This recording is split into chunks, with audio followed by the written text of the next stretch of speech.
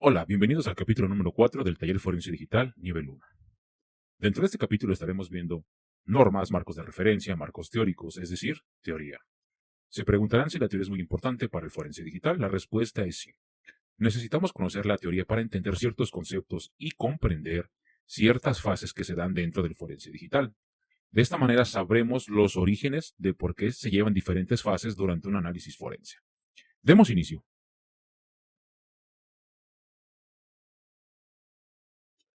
Metodologías y normas. Como bien sabemos, dentro del mundo de la ciberseguridad o de la seguridad de la información, existen diferentes normas.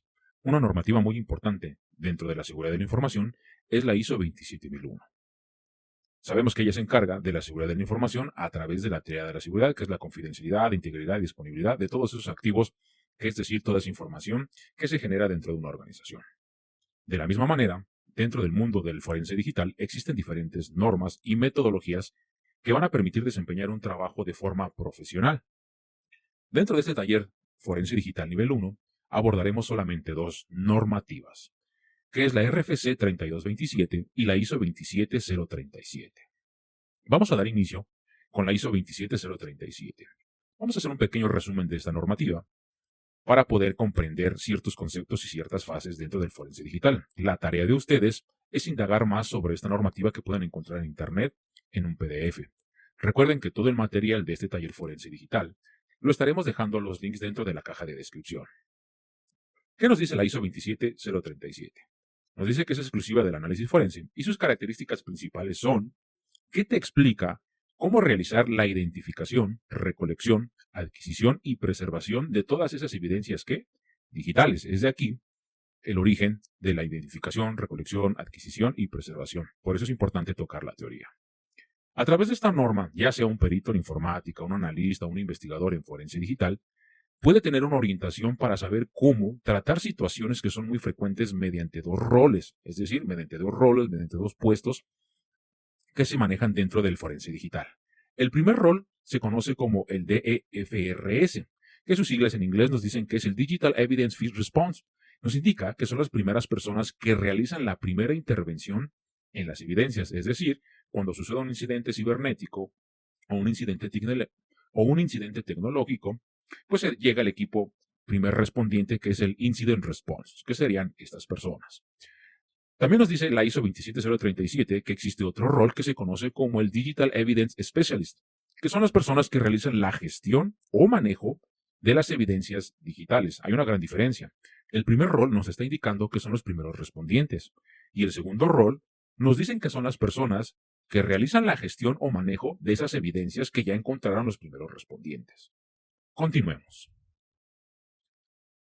Si bien la ISO 27037 nos brinda una orientación para el manejo de los siguientes dispositivos, esta normativa hay que entender que nos está diciendo o nos va a dar una pequeña guía de cómo manejar todas esas evidencias digitales que encontremos de manera física. Nos va a decir cómo tratar una evidencia de un teléfono móvil, un PDA, unas tarjetas de memoria, los sistemas de navegación móvil que son los GPS, algunos computadores o computadoras que están conectadas a Internet, que no están conectadas a Internet, cómo trabajar con los protocolos de red TCP/IP, cómo tratar una cámara de video vigilancia o una cámara digital como una evidencia. También nos va a indicar cómo manejar, por ejemplo, medios de almacenamiento digitales como son discos duros, memorias USB, entre otros dispositivos. Podemos resumir que la ISO 27037 nos ofrece una orientación de cómo manipular la evidencia digital y garantizar que toda esa evidencia que se va a recolectar o recoger tiene que ser de una manera válida para efectos legales. Vamos a resumir esto. Nos dice que la norma ISO 27037 nos explica cómo realizar los siguientes procesos. El proceso o la fase de qué? De identificación. ¿Y qué nos dice la identificación? Que nos va a determinar qué datos digitales son potencialmente relevantes para una investigación o un incidente. Después tenemos el proceso de recolección, que es recopilar los datos identificados de manera segura, evitando la alteración o pérdida de la información. Como pueden ver, primero tengo que ejecutar la fase o proceso de identificación. Una vez que identifico, recolecto toda esa información. Después viene el proceso o fase de adquisición. Y dentro de esta fase, pues es crear copias forenses de los datos recolectados, asegurando que la integridad de la evidencia original. Luego tenemos la preservación. Y la preservación nos indica que es almacenar la evidencia digital de manera segura y protegida, manteniendo su cadena de custodia. Como pueden ver en este pequeño resumen de la ISO 27037, estamos viendo varios conceptos que se tratan en cualquier taller, curso o capacitación en forense digital. Y su origen proviene de la 27037. Todo el término de identificación, recolección, adquisición, la integridad, el concepto de mantener la integridad de una evidencia digital, pues proviene de esta norma 27037. Entonces, ahora ya saben de dónde vienen esos conceptos, de dónde vienen esas fases y de dónde vienen esos protocolos para poder recolectar, procesar y analizar dichas evidencias. Ahora pasemos a la norma RFC 3227. Esta norma es publicada por el Internet Engineer Task Force, que en su acrónimo es el IETF. ¿Cuál es el objetivo principal de esta norma? Pues es saber cómo recopilar y almacenar todas las evidencias digitales, pero sin ponerlas en riesgo. Vemos que tiene el mismo objetivo que la norma que acabamos de ver. Entonces, dentro de los principios de esta norma, establece que para poder recolectar la evidencia digital, se debe cumplir tres principios que son los siguientes. Primer principio que dice la RFC 3227. El orden de volatilidad de los datos, es decir, cómo vamos a recolectar esa evidencia. Lo vamos a ver en la siguiente slide. Las acciones que se deben evitar durante la recolección, es decir, qué malas prácticas no debemos ejecutar durante una fase de recolección de evidencia. Y las consideraciones que se deben tomar sobre la privacidad. Además de estos tres principios, nos indica que todo el proceso debe ser muy detallado y se debe evitar la ambigüedad y tampoco se debe reducir al mínimo la toma de decisiones.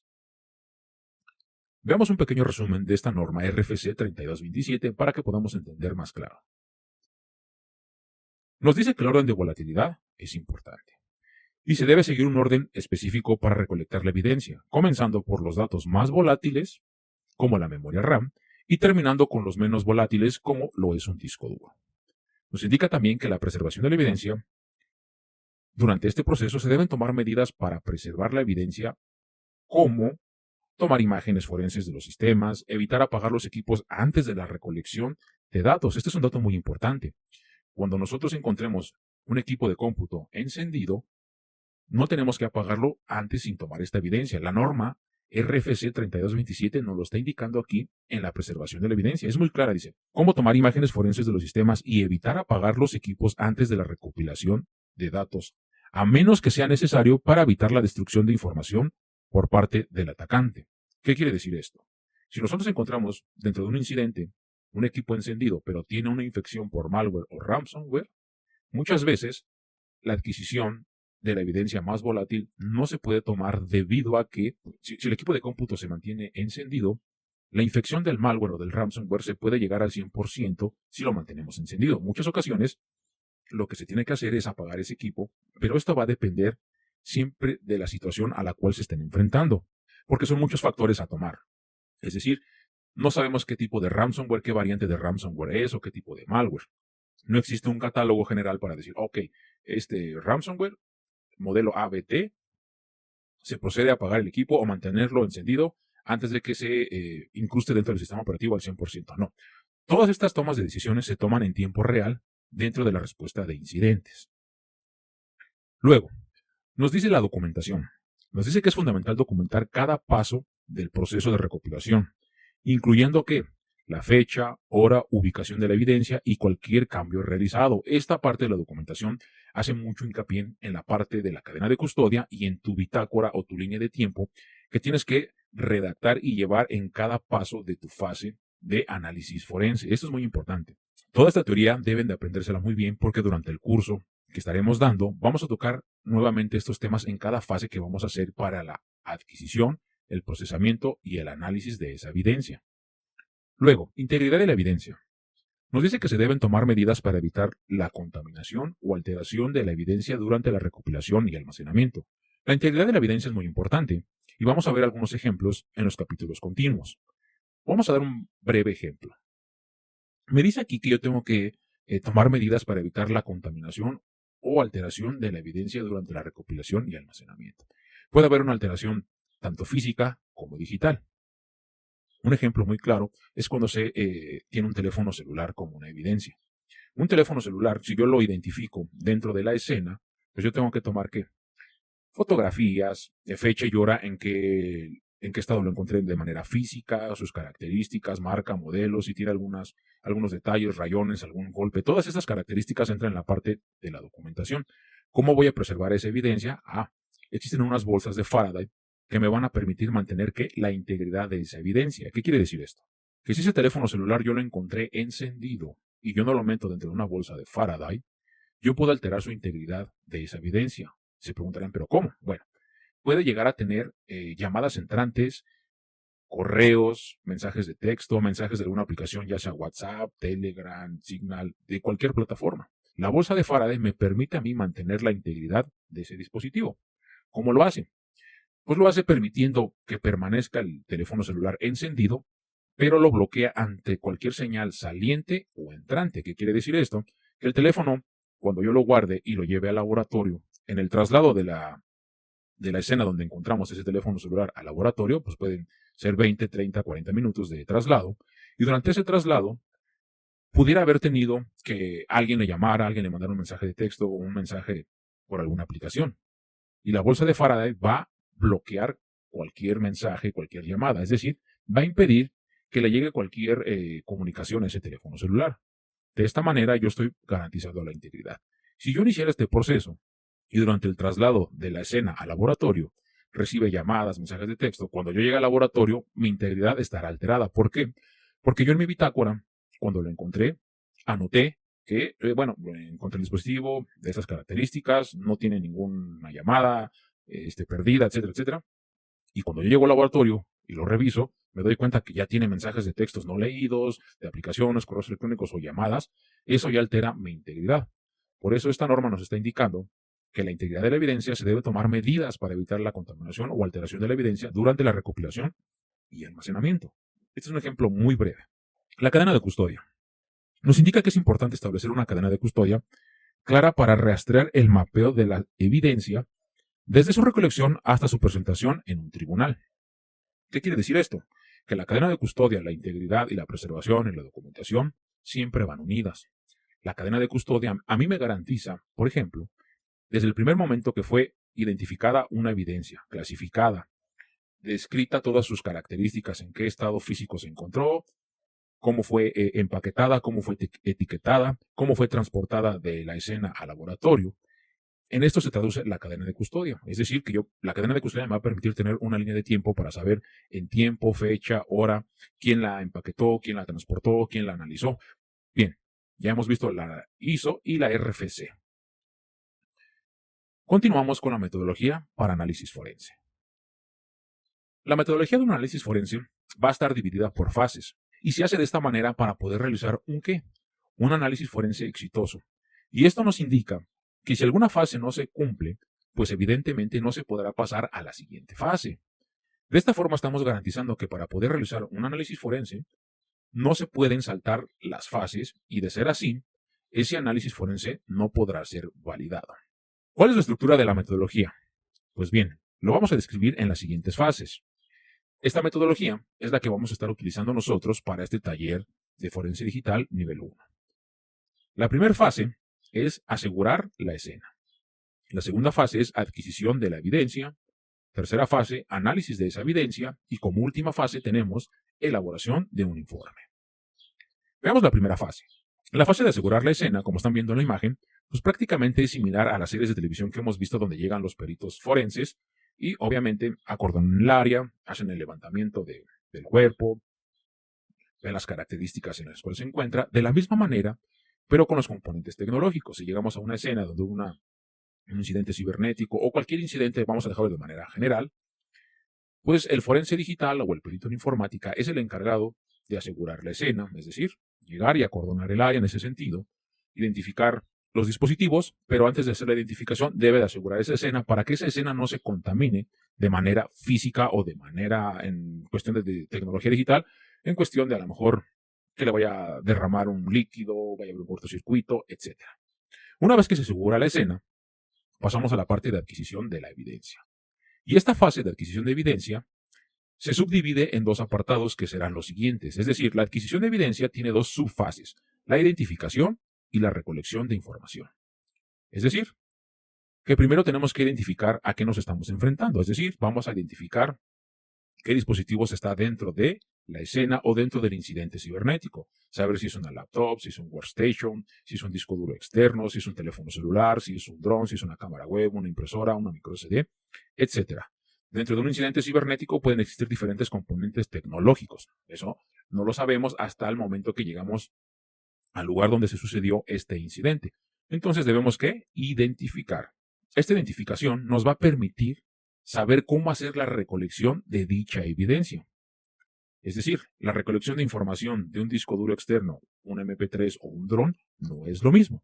No es lo mismo recolectar la evidencia de un dron que hacer la recolección de evidencia, por ejemplo, de este MP3, de este adaptador de micro SD, de esta cámara web, de este teléfono celular, de un workstation.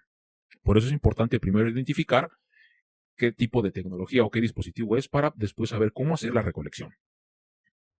Pasando a la fase de recolección, ya vimos que las normativas nos indican, la última normativa que vimos, la RFC, nos dice que en la parte de recolección se aplican dos criterios muy importantes. Se debe recolectar la evidencia siguiendo siempre este principio, que es recolectar siempre la evidencia más volátil y luego la menos volátil. Ahora, este caso no siempre se va a cumplir. ¿Por qué? Porque para hacer la recolección de la evidencia más volátil depende de muchos factores. Ya vimos uno. Si la computadora la encontramos encendida y no tiene infección por malware, pues vamos a poder recolectar la evidencia más volátil. Pero si la encontramos encendida la computadora, pero tiene una infección de malware o de ransomware, pues tenemos que ver qué tipo de malware o de ransomware es y ver si nos permite hacer la recolección, o lo mejor sería apagar esa computadora para que el malware o ransomware no se acabe de instalar por completo en ese sistema operativo. Se recolecta la más volátil y luego la menos volátil. Pero entendamos qué es lo más volátil. La más volátil es la información que se almacena dentro de la memoria RAM. Son todos los datos que se almacenan dentro de una memoria. Por ejemplo, la memoria RAM va a mantener esa información siempre y cuando se encuentre energizada, es decir, siempre y cuando la computadora, ya sea un workstation, un servidor o una laptop, esté encendida. Y una vez que este dispositivo, una vez más, sea el servidor, el workstation, la laptop, sea apagada, esta información se pierde por completo y no hay manera de recuperar esa información porque la electrónica de la memoria RAM funciona así.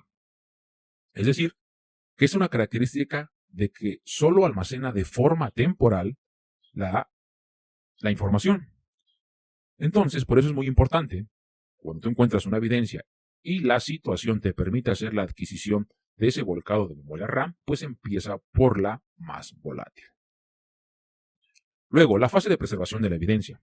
A esta fase se le conoce como cadena de custodia, pero en realidad la cadena de custodia, una vez más, les comento que se aplica en todas las fases del análisis forense, que son asegurar la escena, adquisición de evidencia, análisis de evidencia y elaboración de un informe. La cadena de custodia siempre va a estar presente. Y la fase de la preservación de la evidencia nos habla de lo siguiente. ¿Cómo yo voy a preservar esa evidencia, tanto de manera física como de manera digital?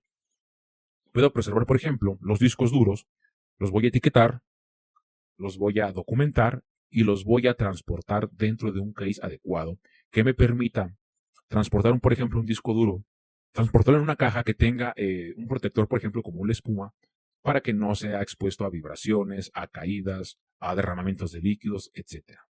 Vamos a ver un capítulo, cómo son estos cases, cómo vamos a transportar esta evidencia, pero por lo mientras vamos a hablar de manera teórica.